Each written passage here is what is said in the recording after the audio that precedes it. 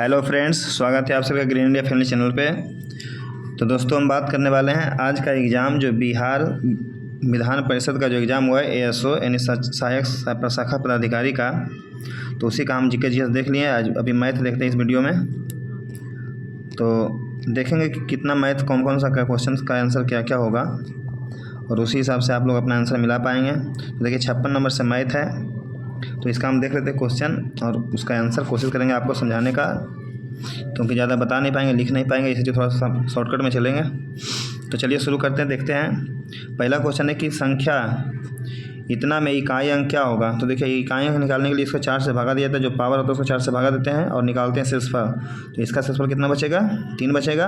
तो 13 का पावर 3 यानी 13 का पावर 3, तो इसका इकाई अंक देखेंगे 3 का। तो 3 को 3 बार गुना करेंगे, 3 3 होती है 27, यानी कितना हो जाएगा 7। तो सही आंसर हो जाएगा ऑप्शन नंबर ए 7। अगला क्वेश्चन देखते हैं कि पी तथा क्यू अंक निरूपित करें। जो कथन इतना इतना इतना बराबर इतना दिया हुआ है, तो क्यू का संभावित अधिकतम मान क्या होगा। देखिए 5p9 327 2q8, इसको जोड़ेंगे तो 9 7 16 16 8 24 24 का 4 हाथ में लग गया 2, और फिर यहाँ देखिए दिया है 2 यहाँ है, तो 2 हाथ में था, 2 ये 2 ऊपर लिख देते हैं, तो 2 और 2 4 हो जाएगा।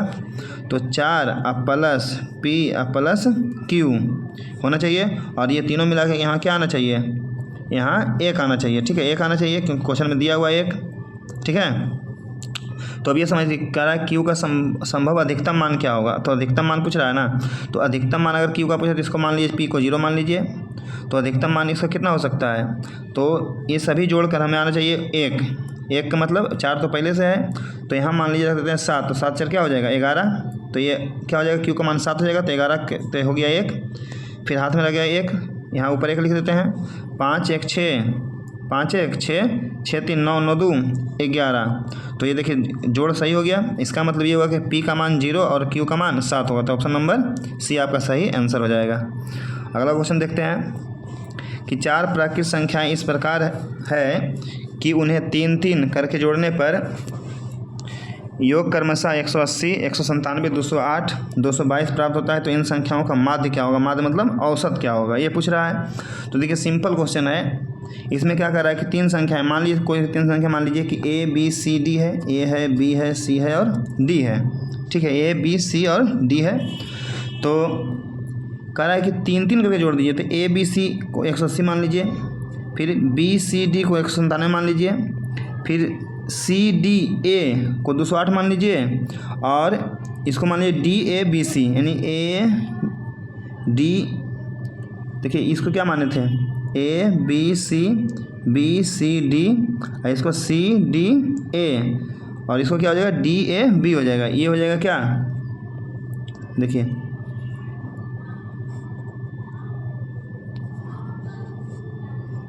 इरेजर यहाँ है, देखिए ये हो जाएगा डी ए बी।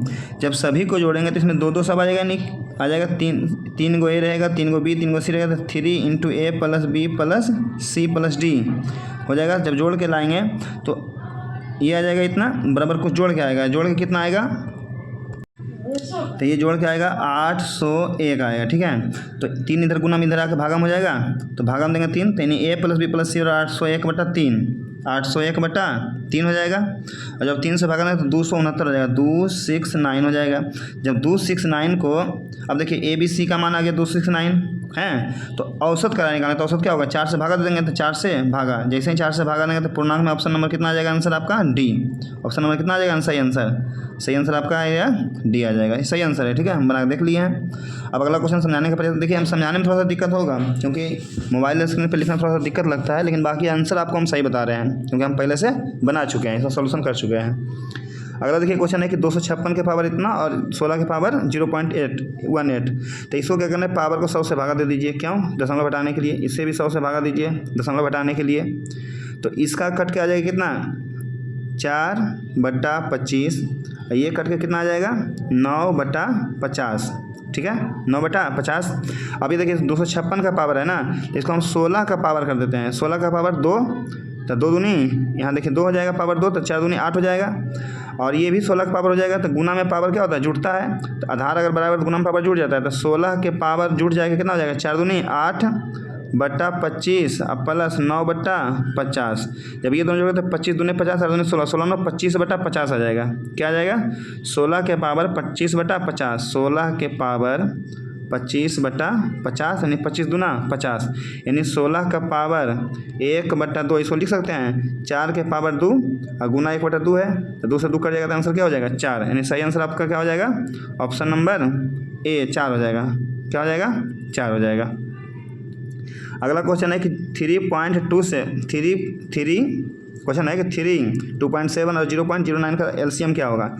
तो दशमलव को क्या करना है, भिन्न में बदल देना है। कैसे, एक संख्या 3 हो जाएगा, दूसरा संख्या 27 बटा 10 हो जाएगा, तीसरा संख्या 9 बटा 100 हो जाएगा।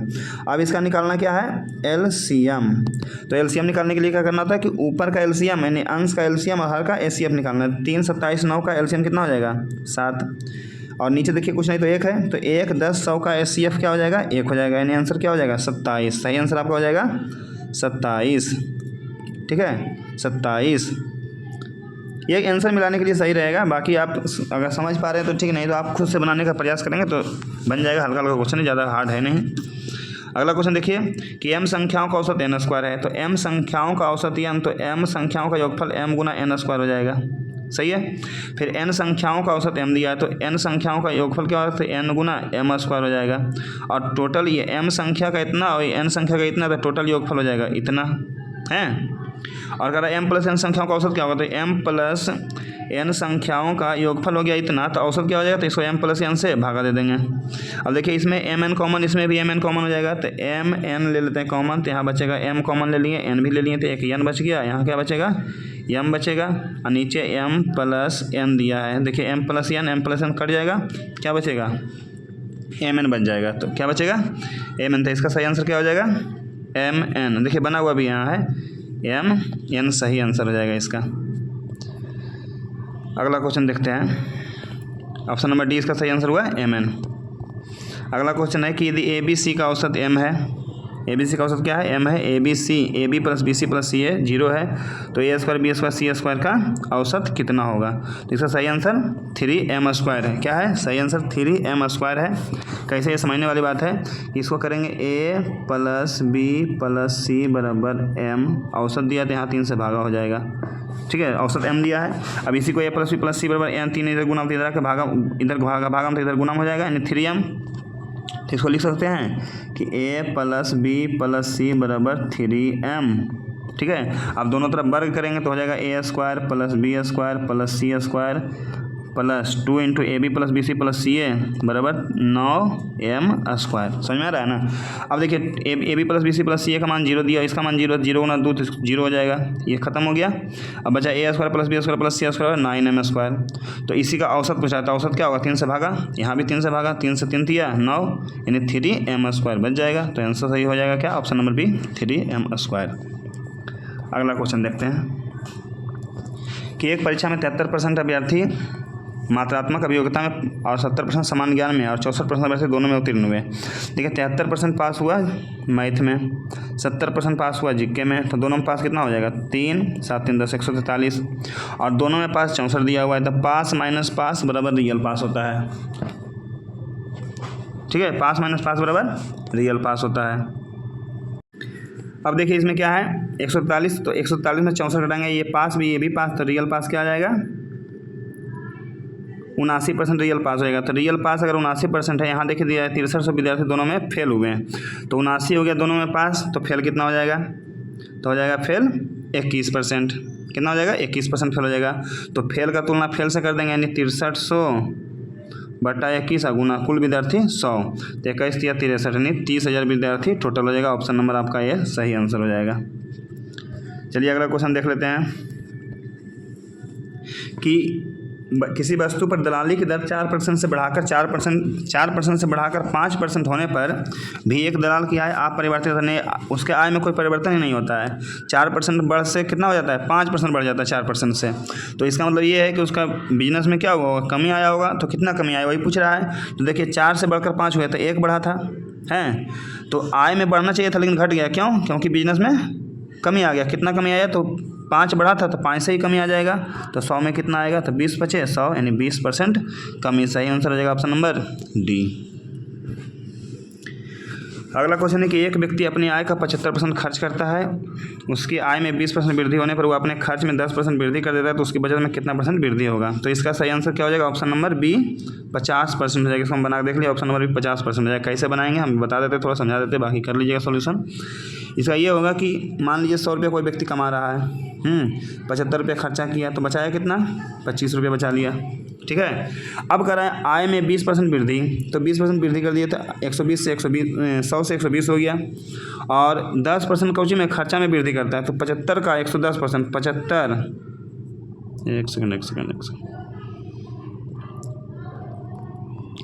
75 का 110% कितना होगा, तो हो जाएगा 92.5,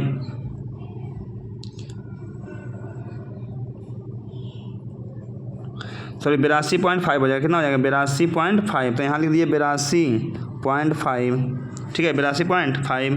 तो अब देखिए 82.5 हो गया आपका क्या, खर्चा हो गया, और आय था 120 रुपया, तो 120 माइनस 82.5 जब करेंगे तो कितना आएगा, 37.5 आएगा, 37.5 आएगा, ठीक है। तो देखिए 25 रुपये पहले बचा रहा था और 37 रुपया 50 पैसा अब बचा रहा है, तो यही निकालना है कितना रुपया अंतर हो गया, तो 12 रुपया 50 पैसा बट्टा 25 गुना 100 आ जाएगा, कितना 50% आ जाएगा। आगे देखते हैं। एक दुकानदार आप प्रत्येक वस्तु के अंकित मूल्य पर 15% छूट देता है, इस पर वह 19% लाभ कमाने हेतु क्रय मूल्य से अंकित मूल्य कितना अधिक होना चाहिए। देखिए सिंपल क्वेश्चन है, आप मान लीजिए किसी वस्तु का अंकित मूल्य 100 रुपया है, अंकित मूल्य कितना है, 100 रुपया है, तो 15% छूट देगा तो बेचेगा कितना में, विक्रय मूल्य कितना हो जाएगा, 85 रुपया हो जाएगा। अब 19% का लाभ भी है, तो विक्रय मूल्य है और लाभ है, 19% लाभ मतलब अगर 85 रुपये का वस्तु बेच रहा है तो लाभ कितना हो जाएगा, 19% तो 119 विक्रय मूल्य हो जाएगा। तो विक्रय मूल्य की तुलना विक्रय मूल्य से गुना 100 करेंगे तो क्या आ जाएगा, क्रय मूल्य आ जाएगा। क्या आ जाएगा, क्रय मूल्य। इसको काट दिए 17 × 85, 17 × 7 से, यानी 500 बटा 7 आ गया, 500 बटा 7 क्या आ गया, ये आ गया CP यानी क्रय मूल्य आ गया। तो 500 बटा 7 क्रय मूल्य और 100 रुपया विक्रय मूल्य, तो कितना % अधिक है ना। तो 500 बटा 7 100 में घटा देंगे और बटा कि क्रय मूल्य से कितना, तो 500 बटा 7 तो नीचे लिख देंगे और गुना 100 कर देंगे तो आ जाएगा परसेंटेज, कितना %, तो सही आंसर आपका आएगा 40%। क्या आएगा, 40% आएगा। अगला क्वेश्चन देखते हैं। अगला है कि 39 आम बेचने पर एक व्यक्ति को 13 दर्जन आम के विक्रय मूल्य के बराबर लाभ होता है, यानी 39 दर्जन आम बेचता है तो 13 दर्जन के विक्रय मूल्य के बराबर लाभ होता है, तो लाभ % क्या है। तो सिंपल देखिए 39 में अगर कोई वस्तु बेच रहा है 13 रुपये लाभ हो रहा है, तो 13 रुपये लाभ हुआ 39 रुपये बेचने पर, तो क्रय मूल्य कितना हो जाएगा, 36 रुपया, सॉरी 26 रुपया, 26 हो जाएगा। तो क्रय लाभ बटा क्रय मूल्य गुना 100 क्या होता है, % लाभ होता है। 26 से 2 बार में 2 से 50 और यानी 50% लाभ। ऑप्शन नंबर डी आंसर सही हो गया 67 का। अगला क्वेश्चन देखते हैं कि यदि किसी मानचित्र के लिए पैमाना 1:4 गुना 10 के बराबर 5 है, सिंपल, यानी अगर 1 सेंटीमीटर दूरी होगा अगर मानचित्र में, तो उसके लिए दूरी 4 गुना 10 के पावर 5 यानी 1 2 3 4 5 0 हो जाएगा। तो कह रहा है 4 सेंटीमीटर दूरी में कितना होगा, तो ये 4, तो यहाँ भी 4 से क्या होगा, गुना हो जाएगा, तो 4 से होगा 16 पर 1 2 3 4 5, ये सेंटीमीटर में। अब सेंटीमीटर से मीटर बदलना है तो 2 0 हटा दीजिए। अब ये आ गया मीटर में। अब मीटर से भी अगर आपको किलोमीटर बदलना है तो 3 0 हटा दीजिए, तो 16 किलोमीटर आपका सही आंसर ऑप्शन नंबर सी हो जाएगा। अगला क्वेश्चन है,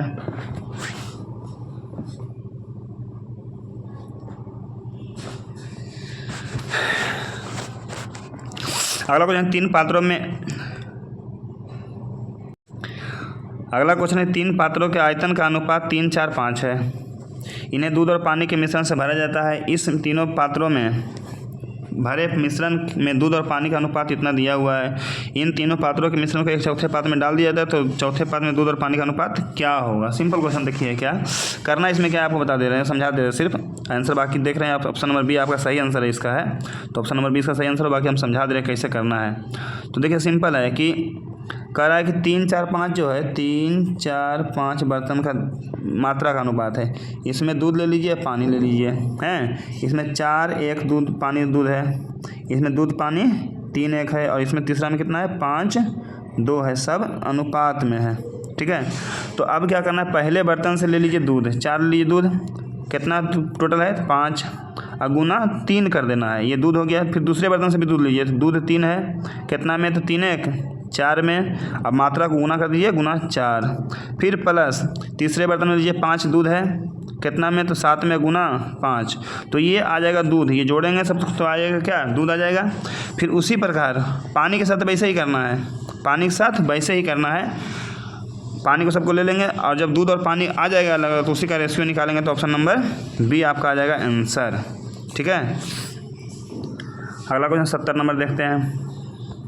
कह रहा है कि ए प्लस बी अनुपात अंडर रूट ए बी 4:1 है, तो ए अनुपात बी का मान क्या होगा। सिंपल क्वेश्चन देखिए क्या है कि ए प्लस बी और under root A B simple है, तो इसको क्या करना है कि ऑप्शन उठाना है पहले ऑप्शन में देखिए कि अंडर रूट ए बी है, तो ए गुना बी ए गुना बी ए गुना बी जब करेंगे तो किसका जो है वर्गमूल पूरा पूरी निकलेगा, क्योंकि रेशियो जो पूरा पूरी में है तो वर्गमूल पूरा पूरा निकलता होगा। तो अब देखिए पता कैसे चलेगा वर्गमूल किसका निकलेगा। सिंपल देखिए समझा रहे हैं आपको हम कि ए प्लस बी, मान लीजिए अगर ए इसको मानते बी इसको मानते तो 7 1 8 हो जाएगा, 8 + 4√3 हो जाएगा, है कि नहीं। और under root A B, under root A गुना बी, तो ए गुना बी यानी 7 और प्लस ए प्लस बी तो इसी को मान लिया तो इसको 7 हो जाएगा, ठीक है।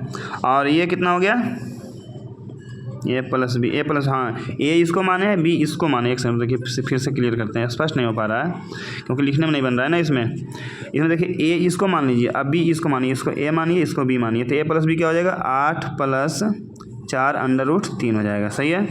फिर अंडर रूट ए बी कीजिएगा तो ए बी ए गुना बी यानी यही हो जाएगा 7 + 4√3।